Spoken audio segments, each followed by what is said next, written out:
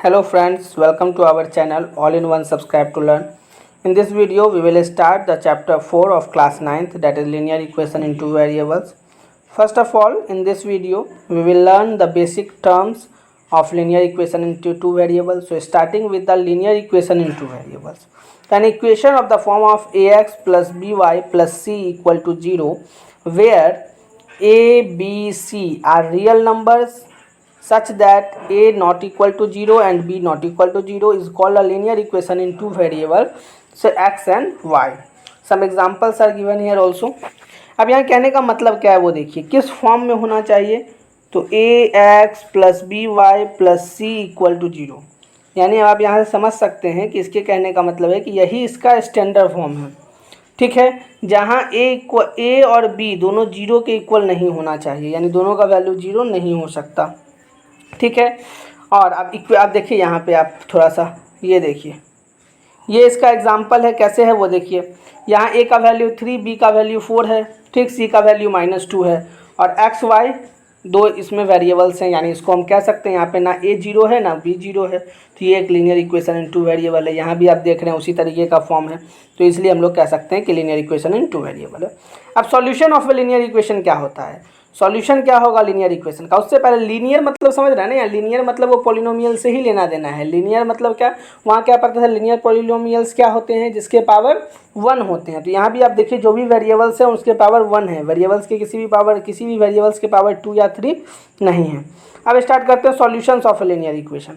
अब सॉल्यूशन क्या होते हैं लीनियर इक्वेशन के, तो we say that x equal to alpha and y equal to beta is a solution of ax plus b y plus c equal to 0 if a alpha plus b beta plus c equal to 0, यानी x और y का वो value, जैसे यहाँ alpha और beta हमने लिया है, जिसके लिए पूरा इक्वेशन का सम 0 हो जाए या पूरा इक्वेशन का वैल्यू 0 हो जाए, उसको हम लोग कहते हैं सॉल्यूशन। अब यहाँ देखिए एक इक्वेशन क्या है, तो 5x minus 3y equal to 9। हम लोग क्या कर रहे हैं, इसमें पुट कर रहे हैं, क्या चीज़ पुट कर रहे हैं, तो x का वैल्यू 3 और y का वैल्यू 2। अब यहाँ देखिए x इक्वल टू 3 और y इक्वल टू 2 पुट कर दिया, तो क्या मिल गया, लेफ्ट साइड भी 9 मिल गया, राइट साइड भी 9 मिल गया, उसको एक तरफ ले आए तो 9 माइनस 9 इक्वल टू 0 मिल गया। यानी यहाँ पे क्या मिला, x इक्वल टू 3 पुट करने पे और y इक्वल टू 2 पुट करने पे इस पूरे जो सॉल्यूशन है उसका वैल्यू 0 आ गया। इट मीन्स क्या कि ये x इक्वल टू 3 और y इक्वल टू 0 क्या होगा, सॉल्यूशन होगा किसका, इस इक्वेशन का, 5x minus 3y equal to 9 का। अब इसके बाद एक बात क्या होता है कि हम लोग साइमल्टेनियस का मतलब नहीं जानते, बट हम लोग इस टर्म्स को बराबर यूज़ करते रहते हैं। अब क्या है, या साइमल्टेनियस इक्वेशन पर वर्क करते रहते हैं, तो पहले हम लोग को ये जानना जरूरी है कि साइमल्टेनियस होता क्या है। तो साइमल्टेनियस लीनियर इक्वेशन कब होता है, तो two linear equation in two unknown x and y are said to form a linear equation of simultaneous linear equation if each of them satisfied by the same pair of value of x and y। यानी simultaneous equation तब होते हैं जब दो equation के same value होते हों, same solution होते हों।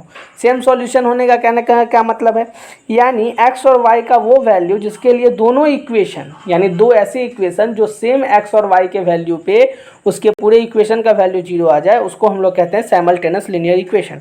ये और ज़्यादा क्लियर हो जाएगा साइमल्टेनियस लीनियर इक्वेशन, जैसे यहाँ पे दो ये इक्वेशन जो दिए हुए हैं x plus y equal to 10 और x minus y equal to 2, इसको हम लोग अभी सॉल्व करते हैं। यहाँ पे वो देखिए क्या है, solution of a given system of two simultaneous equation.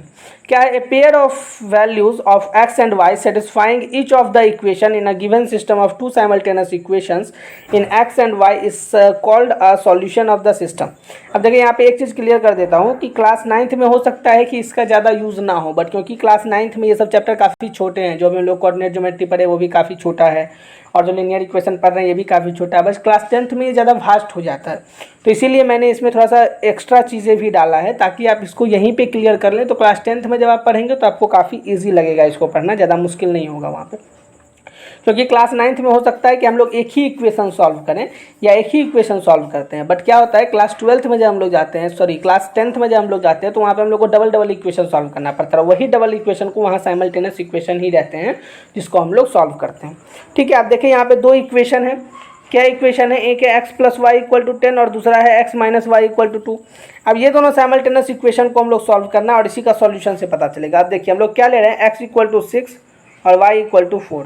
अब x इक्वल टू 6 और y इक्वल टू 4 लेने पे क्या हो रहा है वो देखिए, पहला इक्वेशन लेते हैं 4x plus y equal to 10, तो x इक्वल टू 6 पुट कर दिए यहाँ पे, y की जगह पे 4 पुट कर दिए तो क्या हो गया 10 आ गया। यही तो RHS है।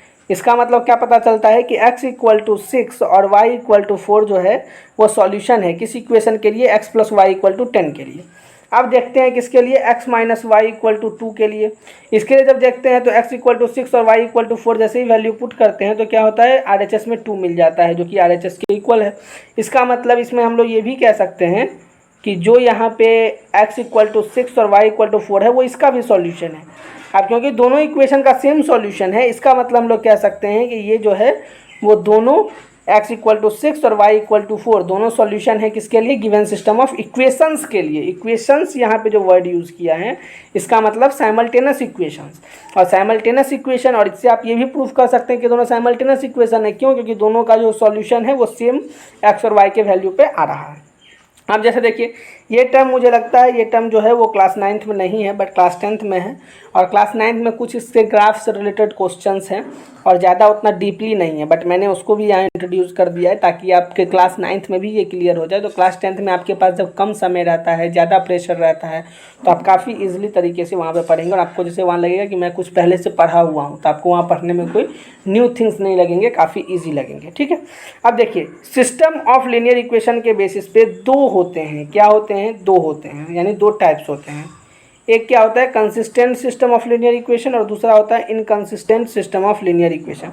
कंसिस्टेंट मतलब हुआ वैसे दो लीनियर इक्वेशन जिसका कम से कम एक सॉल्यूशन होता हो, इसलिए आप देख रहे हैं एटलीस्ट वन सॉल्यूशन, कम से कम एक सॉल्यूशन हो। यानी ऐसे सिस्टम ऑफ लीनियर इक्वेशंस, यानी ऐसे दो इक्वेशन जो कम से कम एक वैल्यू के लिए, एक सॉल्यूशन के लिए सेम रहे।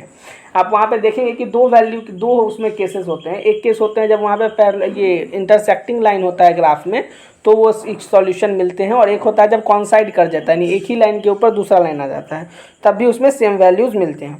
और इनकंसिस्टेंट कब होता है? जब उसमें नो सॉल्यूशन होता है, यानी ऐसा दो इक्वेशन जिसको जब हम ग्राफ पे पुट करें, उसका लाइन बनाएं तो वो क्या हो, वो पैरेलल्स बन जाए। अगर वो पैरेलल हो जाएगा तो उसमें कोई कॉमन सॉल्यूशन होगा ही नहीं। यानी सिंपल समझ, जब हम ग्राफ के बेसिस पे बनाते हैं, और क्लियर होगा जब हम लोग आगे ग्राफ पढ़ेंगे, तो अगर दो लाइन का ग्राफ एक दूसरे को कट करता है इसका मतलब यही उसका सॉल्यूशन होता है। ठीक है फ्रेंड्स, तो उसी के हिसाब से तो ये वहाँ से ज़्यादा क्लियर होता है ग्राफ के मामले से। जब ग्राफ में एक जगह वो कट करे इसका मतलब उसका एक सॉल्यूशन है, यानी वो consistent system of linear equations है। और अगर एक भी सॉल्यूशन नहीं मिले तो वो inconsistent system of linear equations होते हैं। ठीक है फ्रेंड्स, आई होप सो कि ये आप लोग को पूरा अच्छे से समझ में आया हो। ठीक है फ्रेंड्स, और इसमें जो है वो सिर्फ बेसिक टर्म्स के बारे में हम लोग पढ़ रहे थे। पहले लीनियर इक्वेशन क्या होते हैं, उसके बाद उसका सॉल्यूशन क्या होते हैं, फिर साइमल्टेनियस लीनियर इक्वेशंस क्या होते हैं, फिर उसके सॉल्यूशन कैसे होते हैं, उसको हम लोग कैसे प्रूफ कर सकते हैं, और फिर लास्ट में सिस्टम ऑफ लीनियर इक्वेशंस क्या क्या होते हैं। ठीक, आई होप कि आपको काफ़ी अच्छे समझ में आ जाए। फिर हम लोग जो नेक्स्ट वीडियो जो बनाएंगे उसमें हम लोग फिर एक्सरसाइज क्वेश्चंस डील करेंगे कि किस तरीके के क्वेश्चन एक्सरसाइज में पूछे जाते हैं और फिर हम लोग उसका आंसर किस तरीके से कर सकते हैं। ठीक है फ्रेंड, तब तक आप लोग पढ़ते रहिए और इस बेसिक टर्म्स को अपने माइंड में रख लीजिए। अगर ये सारे बेसिक टर्म्स आपके माइंड में रहेंगे तो आपको क्लास 9th और क्लास 10th में लीनियर इक्वेशन इन टू वेरिएबल में कोई भी समस्या नहीं होगा। आप काफ़ी ईजी तरीके से आप इसको पढ़ सकेंगे। ठीक है friends, so thank you so much and stay with us. Kindly promote my channel. Okay, so thank you so much. We will meet in the next video and then we will start a new exercise or deal with the questions related to the exercise. Okay friends, so thank you so much.